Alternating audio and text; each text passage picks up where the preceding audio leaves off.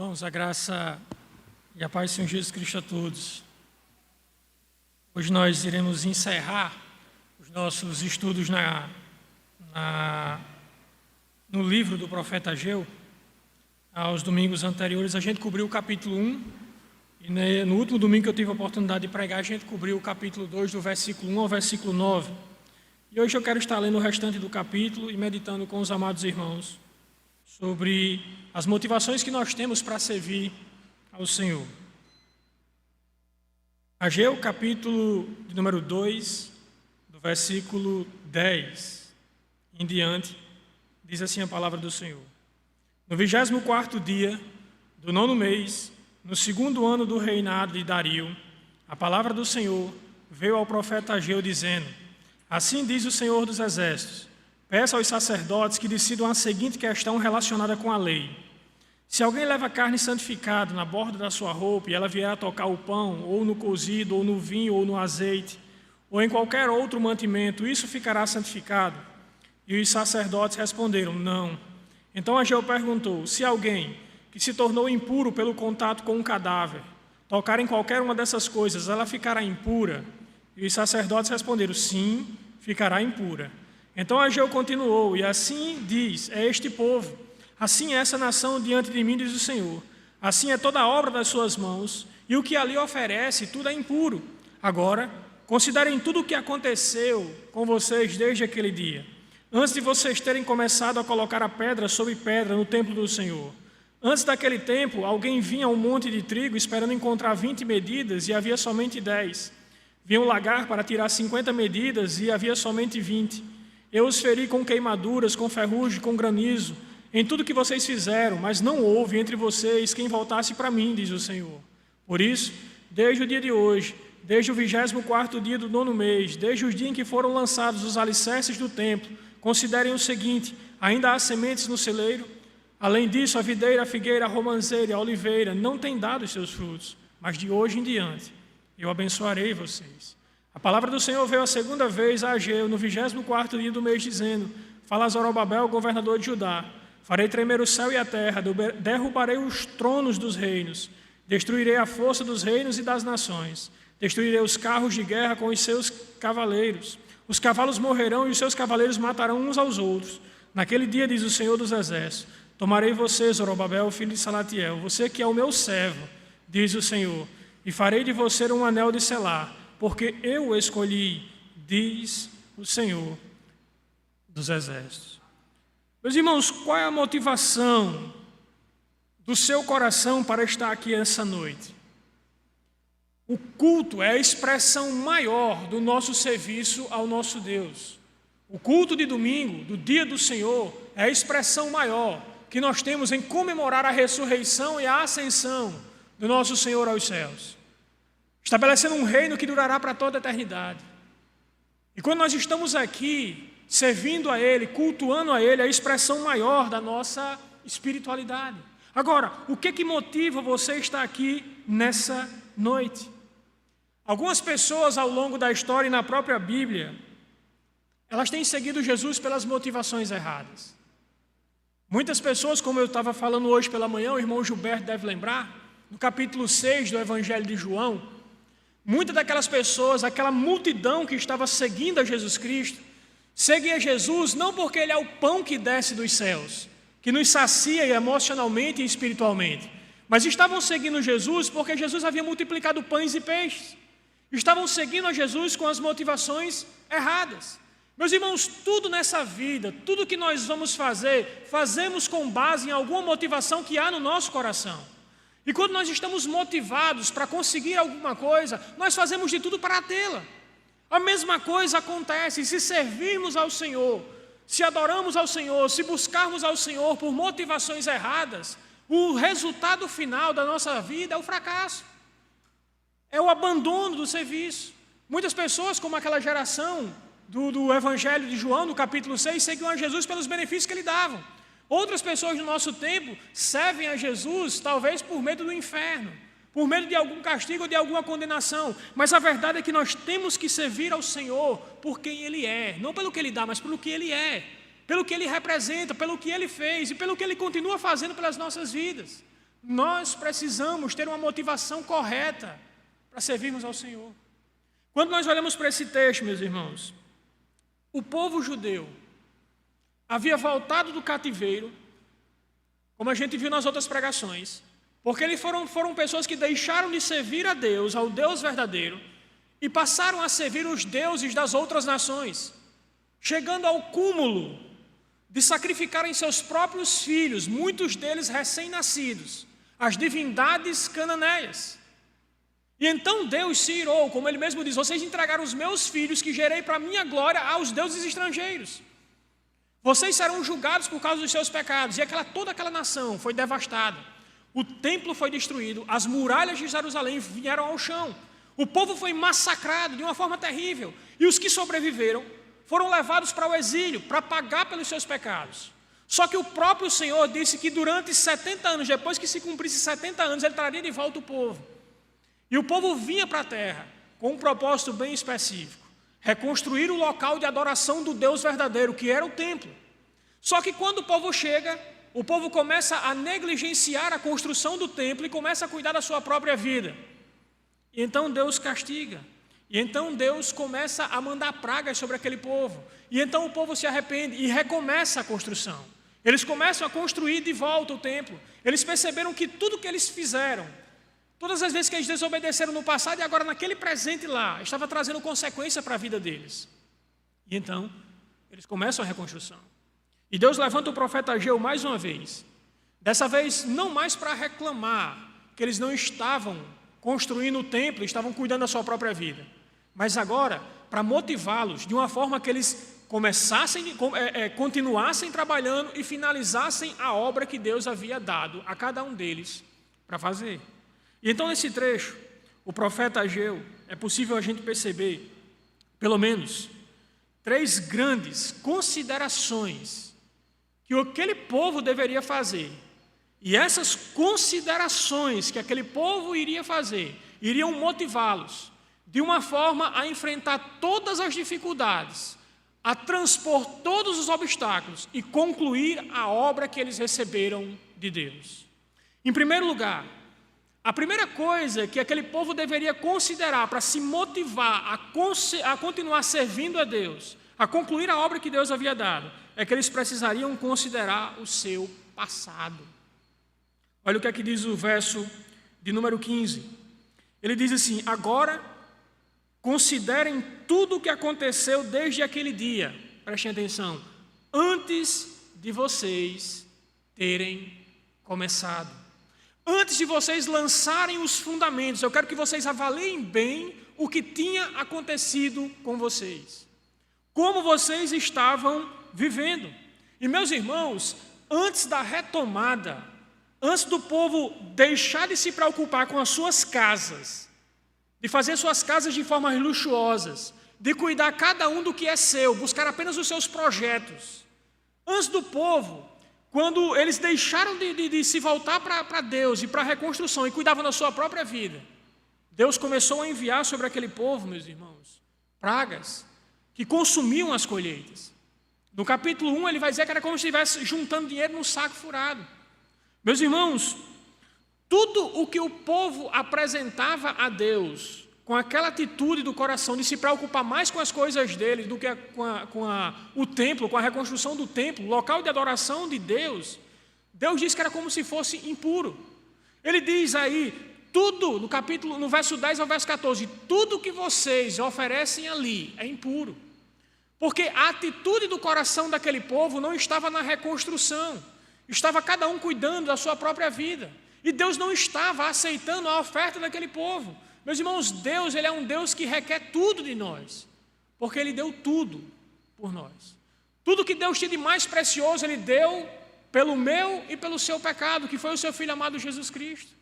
E nós devemos servir a Deus, nós devemos buscar a Deus, servir a Ele de todo o coração, sem uma mente dividida.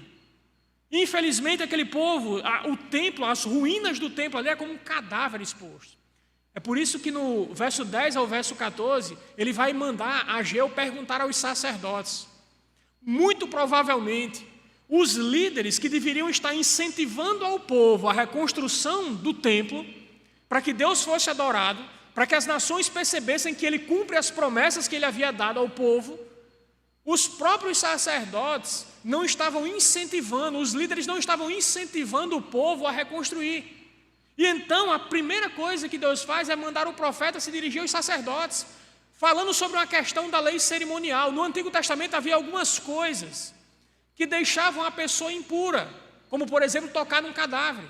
As leis cerimoniais do Antigo Testamento não têm mais validades para os dias de hoje. Mas no Antigo Testamento elas apontavam que o povo precisaria ser separado, que eles deveriam viver da forma como Deus prescreveu que eles vivessem. E então ele faz aquela questão, ele diz: se uma carne que foi consagrada ao Senhor dos sacrifícios tocar em alguma outra coisa, a santidade vai passar. Ou seja, aquela coisa que a carne santificada foi tocada vai se tornar pura, o sacerdote não.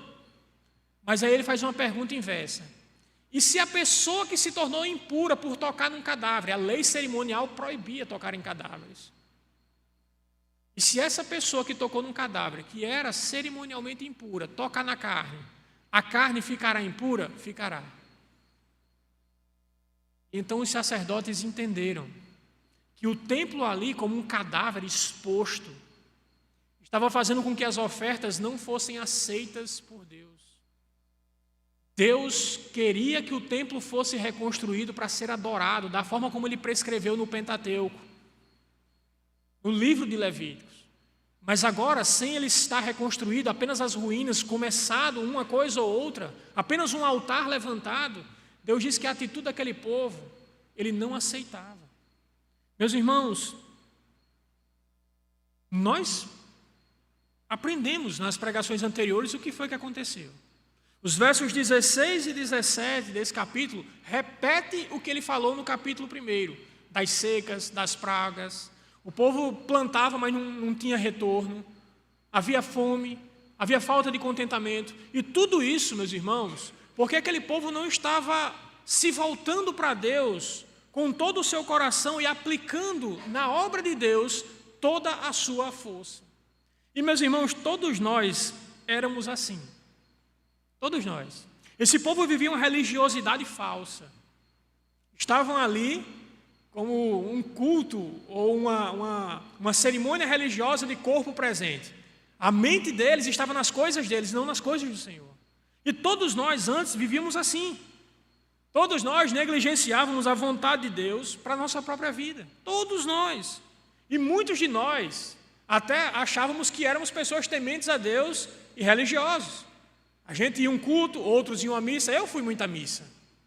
E eu me lembro que havia uma música que eu escutava quando eu era adolescente. E depois de muito tempo eu fiquei refletindo na letra. Depois que eu conheci o Evangelho, foi que eu fiquei refletindo na letra. A música dizia um trecho mais ou menos assim: não adianta ir à igreja rezar e depois voltar e fazer tudo errado. Isso é uma verdade, meus irmãos. Vir à igreja não nos faz crentes. Estar aqui domingo após domingo não diz que eu sou um crente. Não prova que nós somos verdadeiros cristãos. Esse texto aqui, essa condenação que o profeta Ageu está se dirigindo primeiramente aos sacerdotes, fazendo essas perguntas, ele está dizendo para eles que a religião deles era falsa. A religiosidade deles era vazia. E muitas vezes nós temos uma religiosidade vazia também. Porque ser crente, adorar a Deus, servir a Deus é muito mais do que estar aqui todo domingo à noite. Vai muito além. É uma questão que envolve toda a nossa vida. O templo, meus irmãos, como representante de Deus, foi considerado sem importância por aquela geração. Estavam mais preocupados com a vida dele. Ageu está dizendo que a presença física do templo não santificaria a vida deles. Era necessário mudar de atitude. Mudar de atitude. Uma das grandes lições que eu vejo aqui nesse texto, meus irmãos, é que a santidade não é repassada, não. Mas o pecado, sim. Veja que ele diz: se a carne santificada tocar, não santifica, mas se uma pessoa impura tocar, transmite. Essa era uma ideia muito clara. Por quê? Porque o pecado tem o poder de influenciar. O pecado tem o poder, meus irmãos, de fazer com que as pessoas comecem a imitar. vendo o que é ruim e começam a imitar. Basta você olhar para uma criança. A criança não precisa ver você fazendo uma coisa errada por muito tempo não, para ela querer imitar. Porque o pecado tem esse poder. E toda aquela nação estava mergulhada num erro gravíssimo, de negligenciar a vontade de Deus para elas. Meus irmãos, da mesma forma que esse povo vivia numa religiosidade vazia, muitos de nós vivemos também. Viver de uma forma agradável a Deus não está somente aqui, mas é viver de uma forma agradável a Deus onde quer que nós estejamos. É muito fácil uma pessoa chegar aqui ou estar aqui e a gente achar que é crente, ou ela mesma dizer que é crente. Mas a pessoa mais certa para dizer que ela é realmente um cristão são aqueles que moram com ela. São os seus colegas de trabalho, são os seus amigos. Porque na igreja é muito fácil a gente manter uma capa de religiosidade como esse povo mantinha, mas quando eles voltavam para sua casa, sua mente, seus desejos, seus afetos estavam totalmente voltados para distante da vontade que Deus havia estabelecido para eles. E como nós precisamos, meus irmãos, tomar cuidado com esse tipo de religiosidade. O Senhor, meus irmãos, nos redimiu, não apenas a nossa condenação do pecado, mas Ele nos redimiu para viver totalmente de uma forma diferente, de viver de uma forma que agrade somente a Ele. Não era apenas uma questão da liberdade da condenação que pesava sobre eu e sobre você, sobre todos nós, da condenação do pecado. Mas o Senhor nos redimiu para vivermos uma vida longe de uma religiosidade vazia, mas uma vida de sinceridade, com devoção, com amor a Ele sobre todas as coisas. Nós precisamos olhar para o nosso passado, a forma como nós vivíamos, a forma como nós entendíamos a vontade do Senhor. Pois Deus, Ele não aceita uma adoração dividida. Eu sei que algumas vezes nós estamos reunidos aqui, mas o nosso coração, a nossa mente, está em outros lugares, em outras situações, em outros problemas. Se você está aqui nessa noite e a sua preocupação é com algum problema que está fora daqui, e a sua preocupação, a sua mente, o seu pensamento está fora daqui e não totalmente voltado para Deus, é muito bem provável que o Senhor não aceite a sua adoração, porque o seu coração está dividido. O seu coração está tentando estar aqui em outro lugar. Era isso que acontecia com aquele povo. Enquanto eles construíam a casa deles, iam lá, faziam uma coisa ou outra na reconstrução do templo, o coração deles estavam divididos. Estavam preocupados com as coisas desse mundo e também queriam estar preocupados com as coisas espirituais. Mas, meus irmãos, não tem como servir a dois senhores. Ou a nossa mente está completamente voltada para obedecer e para servir ao Senhor, onde quer que nós estejamos, no trabalho, em casa, no colégio, na família, aqui na igreja, ou não serviremos ao Senhor de uma forma que seja agradável a Ele. Nós precisamos, meus irmãos, fazer de forma diferente, olhar para o passado, aquilo que foi nos dado, aquilo que nos foi ofertado, aquilo que o Senhor fez por cada um de nós. Nós precisamos olhar aonde o Senhor nos encontrou. Nós devemos nos motivar com base nisso, com base na forma como nós vivíamos, olhando para a forma como nós vivíamos e como o Senhor nos tirou da situação em que nós estávamos vivendo e servirmos a Ele por todos os benefícios que Ele tem nos dado. Considere quem nós éramos e quem nós somos hoje, por causa do amor de Deus em Cristo Jesus. Mas em segundo lugar, aquele povo não precisava apenas considerar o passado, eles também precisavam considerar agora o presente. No verso de número 18 em diante, ele vai dizer assim: mas de hoje em diante eu os abençoarei. Note que o profeta agora chama aquele povo a considerar, ele primeiro mandou considerar o passado, o que foi que eles ganharam negligenciando o servir a Deus, abandonando a obra de Deus. O que foi que vocês ganharam? Não ganharam nada, só ganharam coisas ruins. Vocês foram de mal a pior, mas agora que vocês começaram a reconstruir, mas agora que vocês realmente, como o irmão Wilton leu no início do culto, como vocês temeram, como vocês viram, vocês olharam para as repreensões que eu mandei, as calamidades que eu mandei, e agora se voltaram para mim, estão reconstruindo o templo, eu quero dizer que a partir de hoje, eu os abençoarei. Considere o presente de vocês, considere como eu os abençoarei. Meus irmãos, desde o dia do rei Josias e de Ezequias, o povo de Israel não dava ouvidos a um profeta de Deus.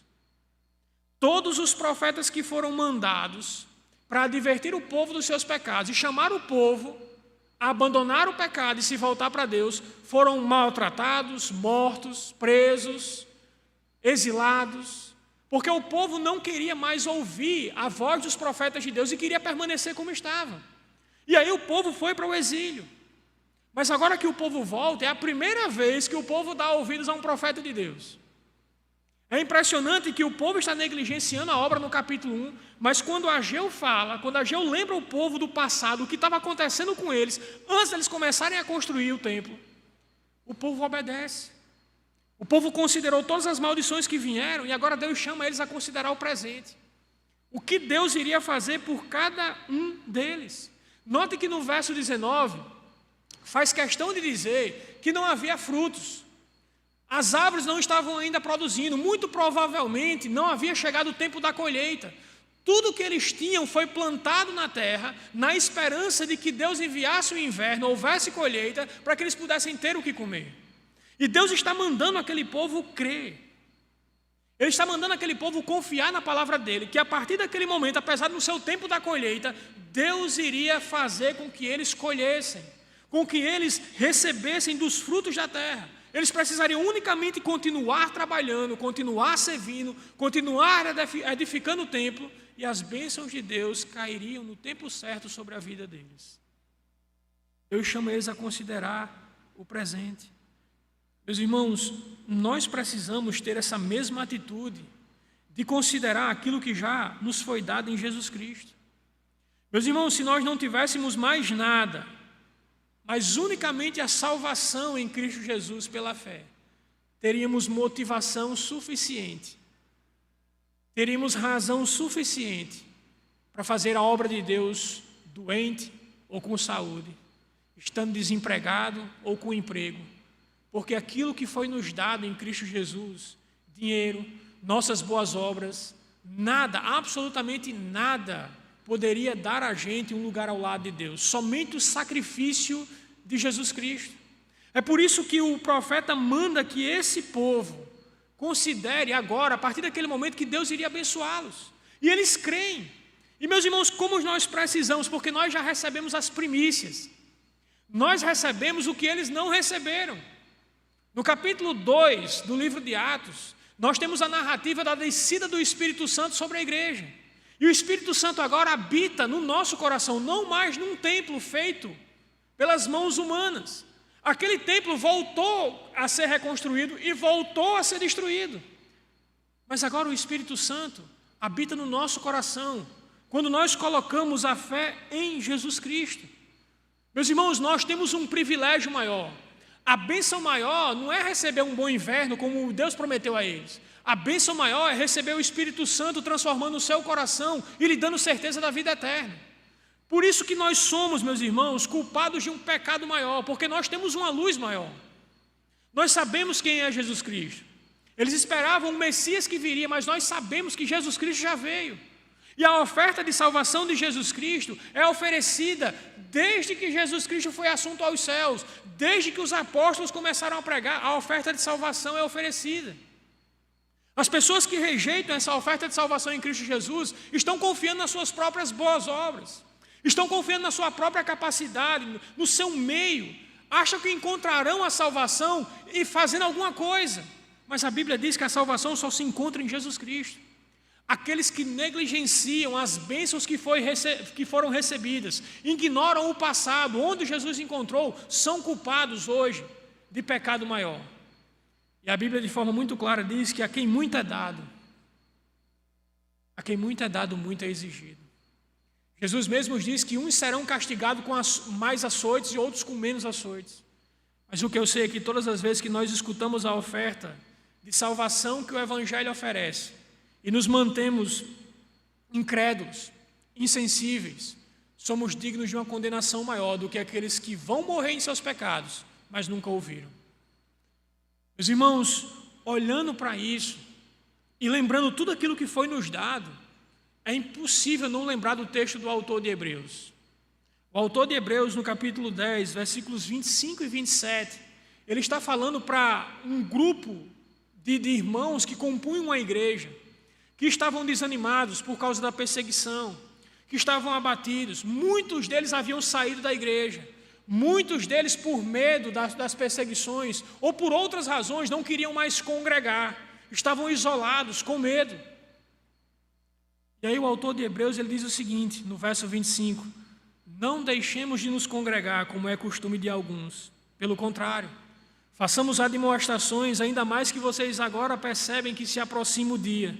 Porque se continuarmos a pecar de propósito, depois de termos recebido o conhecimento da verdade, já não resta mais sacrifício pelos nossos pecados. Pelo contrário, resta apenas uma terrível expectativa de juízo e fogo vingador, prestes a consumir os adversários de Deus.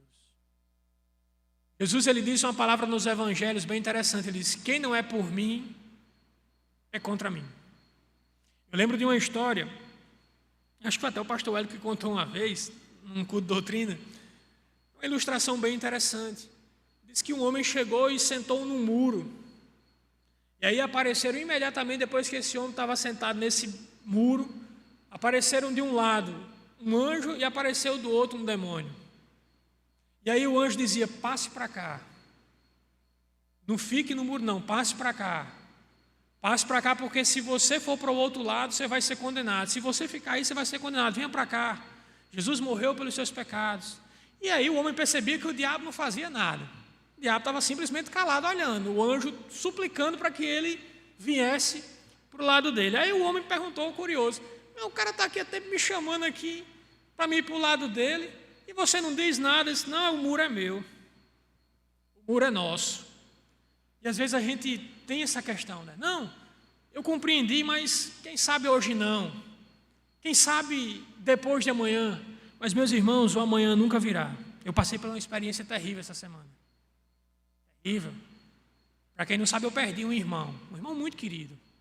E eu me lembro que nessa semana, no iniciozinho, acho que no domingo, eu fiquei pensando: rapaz, eu preciso aproveitar uma oportunidade com meu irmão e falar com ele mais sério. Um tipo de conversa que eu nunca tive com ele, de forma muito séria, a respeito da condição espiritual dele. E eu, infelizmente, posterguei. E na terça-feira de tarde, enquanto eu estava correndo, um amigo lá ligou para mim dizendo que meu irmão foi encontrado morto, com um ataque fulminante. Às vezes, meus irmãos, não teremos outra oportunidade. A minha oração e a minha esperança é que ele tenha escutado várias outras vezes, outras conversas que tivemos, vezes que ele leu a Bíblia, vezes que ele estava na casa de Wilton, vezes que ele teve contato com o Evangelho desde muito cedo. A nossa irmã tem muito tempo de crente. A minha esperança é que antes da partida ele tenha lembrado de tudo. Mas eu não sei. Eu tenho esperança, mas não tenho certeza. Muitas vezes as pessoas perdem a oportunidade, estão diante da pregação do Evangelho, estão expostas à pregação do Evangelho e acham que podem simplesmente decidir não tomar uma decisão, mas não tomar uma decisão já é uma decisão. É simplesmente rejeitar a oferta que é oferecida. Por isso que nós somos culpados de pecados maiores, porque nós temos Jesus Cristo. Aquele que é maior do que o templo já veio. A salvação tão profetizada no Antigo Testamento, dos dias do profeta Ageu, já veio. O raio de sol da esperança já brilhou. E nós devemos nos voltar para Ele com fé, crendo em tudo aquilo que Ele prometeu. Em Cristo, meus irmãos, nós somos mais do que vencedores. Por causa de Cristo, nós somos abençoados. E hoje o chão não se abriu e engoliu todos nós, porque todos nós somos pecadores. Todos nós conhecemos o que está no nosso coração. O outro não conhece, mas Deus conhece cada pensamento, cada atitude que habita em nosso coração. E quando nós rejeitamos essa oferta, nós somos culpados de um pecado maior do que o pecado daquele povo, porque nós rejeitamos o Deus que se fez carne e habitou entre nós. Pensem nisso. O amanhã pode não existir para vocês. Eu não estou aqui sendo apocalíptico ou fazendo medo a vocês. Eu estou alertando a vocês nos moldes que Jesus alertou a geração dele. se não se arrependeres, vão perecer. João Batista dizia que o machado estava posto à raiz, e aquele que não der bons frutos será cortado e lançado no fogo. Não há como minimizar isso. Eu sei que algumas vezes você vem com o coração aqui todo atribulado. Preste atenção, vocês vêm com o coração atribulado. Todos nós temos problemas. Não tem um cristão na face da terra, não tem uma pessoa que não é cristão que não passa problema. Às vezes você chega aqui, eu vou para a igreja porque eu estou com o coração abatido, eu estou com o coração atribulado. Eu vou para a igreja na esperança de que eu escute uma palavra que renove as minhas forças, que renove a minha esperança. A palavra para renovar as suas forças e a sua esperança é: creia no Senhor Jesus Cristo e você vai ser salvo. Creia no Senhor, embora que você não receba mais nada dele, mas a salvação é suficiente, porque garante a você um lugar na eternidade, ao lado daquele que é mais desejável, que é mais importante do que todos que estão na sua volta hoje. Não rejeita a oferta de salvação. Aquele povo foi punido severamente por causa dos seus pecados. E nós também seremos punidos quando nós rejeitamos a oferta de salvação que é em Cristo. Mas lembre-se do presente hoje. A Bíblia diz, no Salmo de número 95, que se hoje ouvires a voz dele, não endureça o coração. Existe uma parábola dos solos que diz que um dos tipos de solo é um tipo rochoso, duro, que a semente não entra. E Jesus diz que esse tipo de coração é um coração duro, cuja semente não entra no coração. Mas se hoje você está ouvindo, se você reconhece que é pecador, se você reconhece que tem andado, se você olha para o seu passado, se você olha para o seu presente e vê que tudo deu errado, há esperança para você.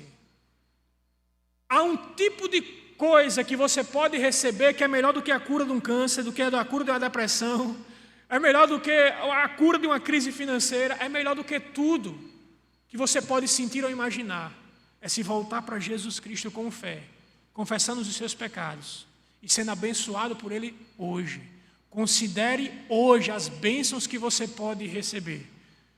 Como o profeta Ageu, considere de hoje em diante o que você pode ter se Jesus Cristo for o centro da sua vida, se Jesus Cristo for o Salvador, Senhor da sua vida, se Jesus for o provedor da sua vida. Considere hoje o que você pode ter. Mas em último lugar, meus irmãos, Ageu também chama aquele povo não apenas para considerar o passado, o que eles tinham ganhado desobedecendo, mas não apenas considerar o presente, as bênçãos que eles receberiam agora, que eles estavam engajados na construção do serviço, mas ele também manda considerar o futuro. Ele manda aquele povo olhar para o futuro. Veja o que diz no verso 23, na parte A. O texto diz: naquele dia, diz o Senhor dos Exércitos, tomarei Zorobabel. É interessante, meus irmãos, que o Senhor está aqui prometendo as figuras de linguagem a partir do versículo 23. Verso 20 e 23 em diante. O Senhor está prometendo, Ele diz que vai destruir o carro com o seu cavaleiro. Ele vai fazer com que os próprios exércitos das nações que oprimiam o povo de Deus naquele momento ali se autodestruíssem. É interessante aqui porque ele está fazendo menção a episódios que haviam acontecido mais atrás.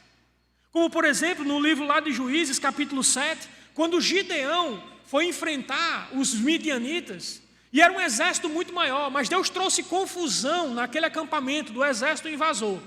E eles começaram a brigar entre si e foram destruídos. Ou provavelmente no caso do rei Josafá, em 2 Crônicas, capítulo 20, quando 3 exércitos que se uniram para destruir o povo de Deus, Deus trouxe confusão e eles se mataram. Deus está prometendo aqui para aquele povo que aquelas nações que oprimiam a eles ainda eram vassalos do rei Dario, da Média e da Pérsia. Ainda eram vassalos. Ainda eram pessoas que tinham que pagar tributos. Mas o Senhor diz que vai destruir todos os reinos desse mundo e estabelecer um reino inabalável para o seu povo. Ele diz que Zorobabel, esse homem que trouxe, que veio na frente, guiando o povo do cativeiro, ele seria como um anel de selar. Ele era o servo dele. Interessante que o termo servo era aplicado no Antigo Testamento para várias pessoas que serviam a Deus, mas especificamente para os reis de Israel. Quando Deus disse que estava ali, colocando Zorobabel como seu servo, como um anel de selar, Ele está dizendo que estaria restaurando a linhagem real Da linhagem de Zorobabel viria um rei que governaria não apenas a nação de Israel, mas todo o mundo. Zorobabel seria apenas aquele que daria continuidade à linhagem messiânica. Meus irmãos, aqui, de forma muito clara, Ageu falava não para o tempo dele, porque, como eu falei, aquele templo, depois de construído, voltou a ser destruído. Ageu, com seus olhos humanos, talvez, o profeta não tinha conhecimento de todo o alcance da profecia, olhou para Zorobabel ali e disse: será agora que o Senhor vai reinar sobre toda a terra? Mas nós somos um povo tão pequeno. Mas a verdade é que essa profecia apontava para um descendente de Zorobabel, apontava para frente. E nós sabemos, meus irmãos, de forma muito clara quando ela se cumpriu.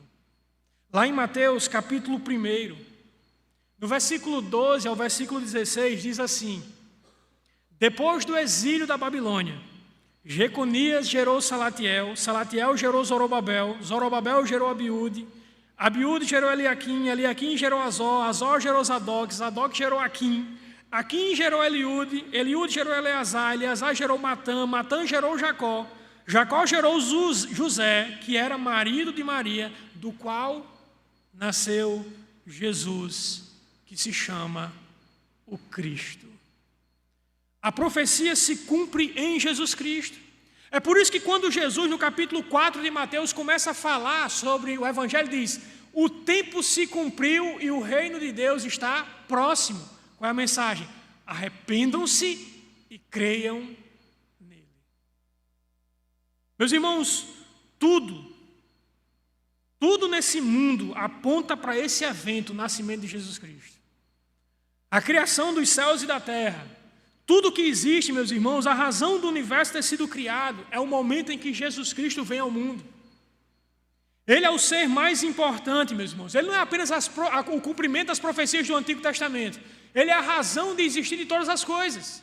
Se você colocasse em uma balança tudo que de mais belo existe no universo, sejam as nonas sinfonias, toda a arquitetura, tudo aquilo que foi criado e toda a beleza, tudo que nós contemplamos com os nossos olhos, que fisicamente foi construído pelo homem.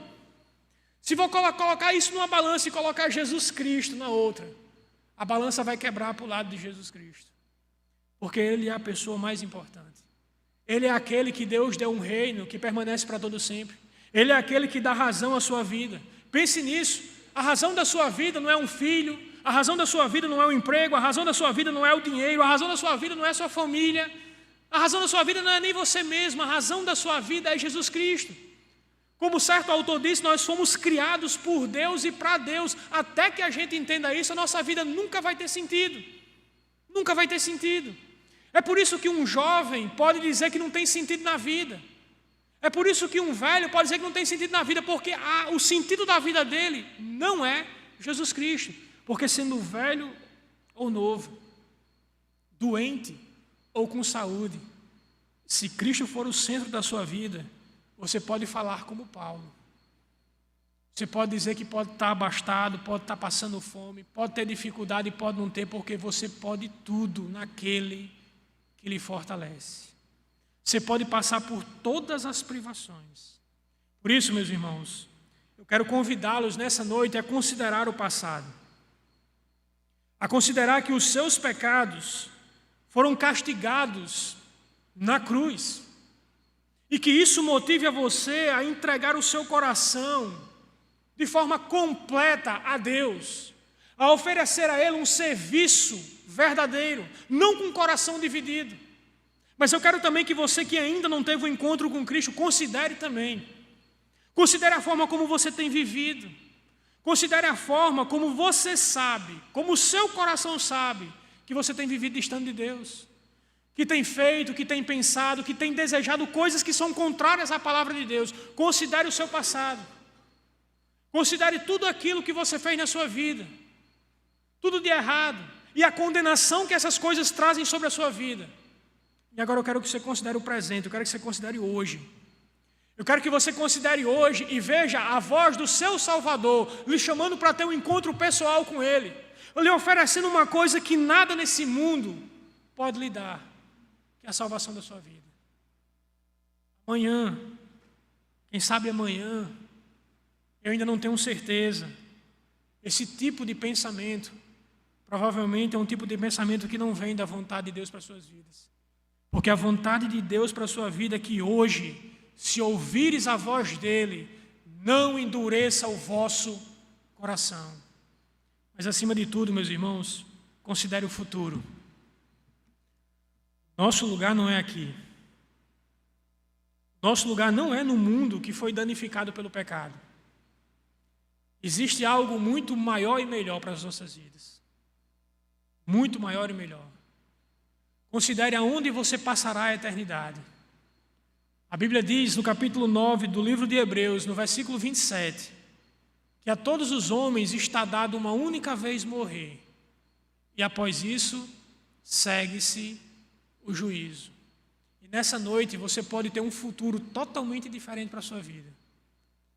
Você pode ter um futuro, meus irmãos, totalmente diferente. Você pode ganhar nessa noite uma convicção e um auxílio que ajudará você a ter uma nova visão sobre a vida. E tudo isso por causa do amor e do sacrifício de Cristo naquela cruz por você. Então reaja com fé nessa noite. Eu queria convidar a você. Eu queria convidar a você que entende, que olha para o seu passado, que olha para o seu presente, que pensa no futuro. E que pensa e que olha com os olhos da fé. Eu quero convidar a você a tomar uma decisão para a sua vida. Eu quero convidar a você a tomar uma decisão que afetará não apenas a sua vida, mas a todos aqueles que estão com você. Aceite a Cristo. Aceite a oferta de Cristo. Confesse os seus pecados a Ele. Se volte para Ele com fé. Você pode fazer isso agora, nesse momento, vir aqui na frente. A gente orar por você. Você pode fazer isso agora.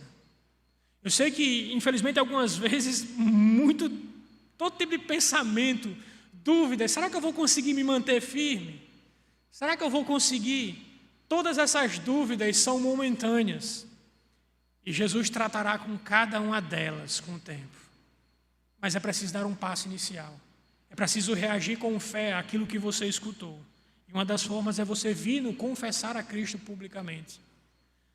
Mas se por algum motivo o seu coração é ansioso de estar na frente dos homens, você pode procurar pastor Wellington, pastor Neemias ou qualquer outro irmão da igreja e expressar a sua vontade de fazer parte do povo de Deus.